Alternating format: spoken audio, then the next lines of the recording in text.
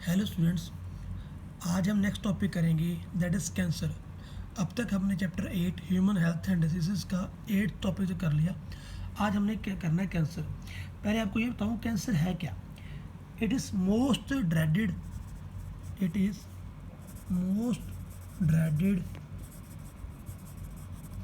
Disease of human being. सबसे खतरनाक disease है ये ह्यूमन बींग की। And it is major cause of death all over the globe. इससे अब तक कितनी मौतें हो चुकी हैं पूरे विश्व की बात करें तो, पूरे संसार की। More than million Indian suffer from cancer. कितने ही लाखों लोग इंडिया में कैंसर से सफ़र कर चुके हैं। अब ये बताते हैं कि कैंसर होता कैसे है हमारी बॉडी में। In our body cell growth and differentiation, जो सेल की ग्रोथ है, खुद के सेल की डिवीज़न और उसकी differentiate, it is highly control. वैसे हमारी बॉडी में जितने भी सेल्स हैं उनकी ग्रोथ और उनकी डिफ्रेंशिएशन वो कंट्रोल फॉर्म में होती हैं। बट अगर बात करेंगे कैंसर सेल की, इन कैंसर सेल्स ये जो सेल की ग्रोथ और डिफ्रेंशिएशन है वो अनकंट्रोल हो जाती है। इन cancer cells there is breakdown of these regulatory mechanism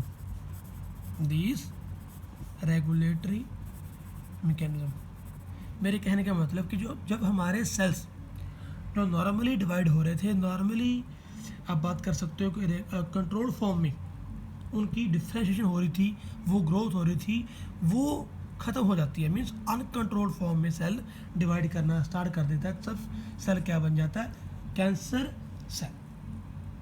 clear. अब इसके साथ ही अगर मैं आपको बताऊं जो कैंसर सेल्स है that is cancerous cell, it just continue to divide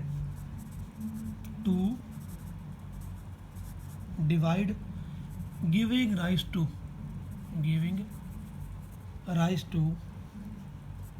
masses of cells। जो कैंसर सेल है वो लगातार डिवाइड करता रहेगा। क्या बना लेगा, मास ऑफ सेल, जिसको बोलते हैं tumours. That is called tumour समझो, एक सेल का गुच्छा सा बन गया डिवाइड होते हुए, दैट इज ट्यूमर। अब ये ट्यूमर दो तरह की है, एक है बिनाइन ट्यूमर और एक है मैलिग्नेंट ट्यूमर।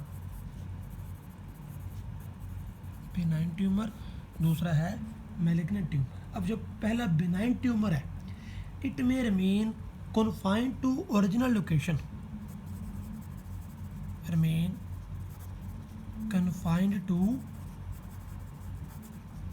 Original position. कहने का मतलब जहाँ पे ट्यूमर बन गया, मास ऑफ सेल इकट्ठा हो गया, एक जगह ट्यूमर बन गया बॉडी की एक लोकेशन पे, वहीं रहेगा, वहाँ से फैलेगा नहीं। Does not spread to other parts, that is benign tumour. जो मैलिग्नेंट है ये क्या होता है, दैट इज आप बोलोगे मास ऑफ प्रोलिफरेटिंग सेल। ये सेल लगातार ग्रो वेरी रैपिडली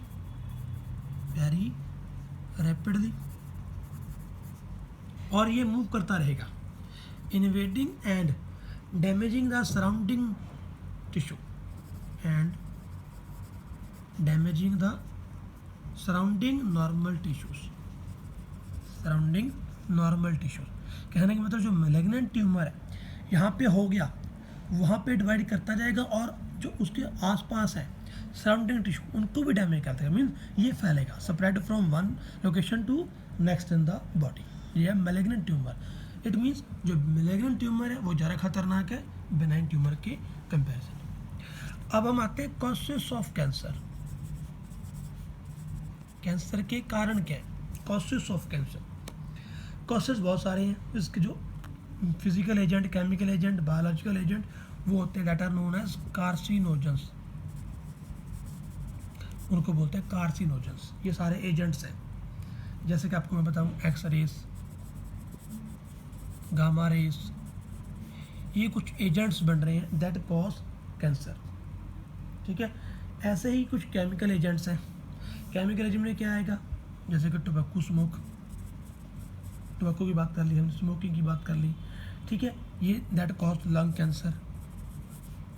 ये कुछ कारण है दैट कॉज कैंसर। इसके अलावा कुछ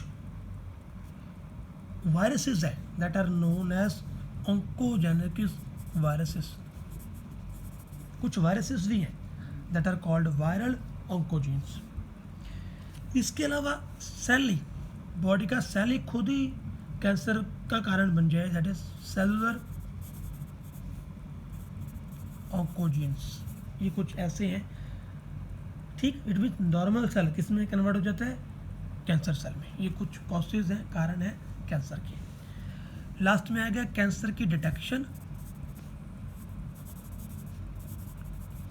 एंड डायग्नोस।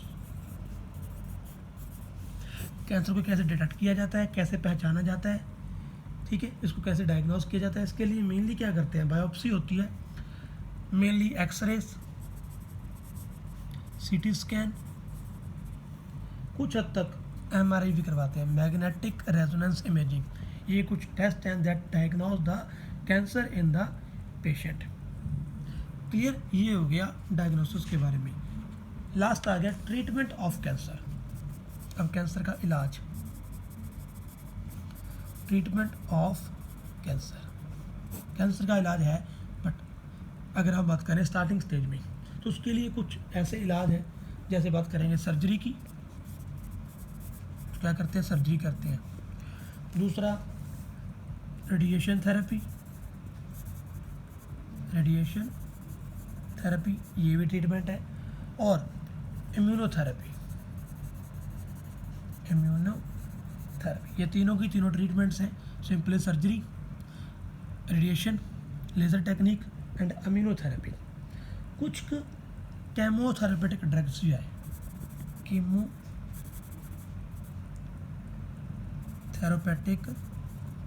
ड्रग्स, ठीक है, they are used to kill cancerous cells. अगर मैं बात करूं, इसमें होता है क्या, बट कीमोथेरेपी में इसका एक नुकसान है। यहाँ पे क्या होता है, इसकी ड्रग की वजह से क्या हो सकता है, जैसे कि कुछ साइड इफ़ेक्ट हैं, हेयर लॉस, एनीमिया, ये कुछ साइड इफ़ेक्ट हैं कीमोथेरेपेटिक ड्रग्स के। बट अब क्या करते हैं, पेशेंट को क्या करते हैं, एक सब्सटेंस है that are known as biological response modifier, that is interferon. अब ये ट्रीटमेंट चल रहा है interferon, that activates the immune system and help in destroying the tumour. Interferon ने इम्यून सिस्टम को एक्टिवेट कर देना ताकि वो ट्यूमर को खुद ब खुद ख़त्म करने की शक्ति रख सके। ठीक है, ये हो गया हमारा टॉपिक कैंसर।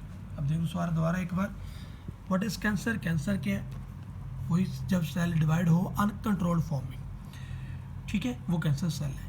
अब जब डिवाइड हो रहा है तो क्या बन रहा है, मास ऑफ सेल, ट्यूमर। वो दो तरह की हैं, बिनाइन और मैलिग्नेंट। बिनाइन यहाँ पे ट्यूमर बन गया वहीं पे रहेगा, does not spread. Malignant spread होगा बॉडी में, इट में ये ज़्यादा खतरनाक है। देन कॉजेज आगे एजेंट्स हैं, जैसे कि फिजिकल एजेंट, केमिकल एजेंट, ठीक है, वायरस, बायोलॉजिकल एजेंट। फिर डिटेक्शन कैंसर की, टेस्ट करवाते हैं, जैसे पता कैसे चलता है कैंसर है पेशेंट को, वो एक्सरे, सीटी स्कैन, एमआरआई, वो सारा कुछ। लास्ट में इसकी ट्रीटमेंट, सर्जरी है, रेडिएशन थेरेपी है, इम्यूनोथेरेपी है, केमोथेरेपेटिक ड्रग्स भी हैं कुछ, बट उसके साइड इफेक्ट्स भी हैं, हेयर लॉस, एनीमिया वगैरह। लास्ट में interferon substance that activate the immunity, clear, to help in destroying the that is tumour. Clear, ये तो था हमारा आज का टॉपिक कैंसर। कल हम करेंगे alcohol and drug abuse. If any doubt you can call me. Okay, thanks.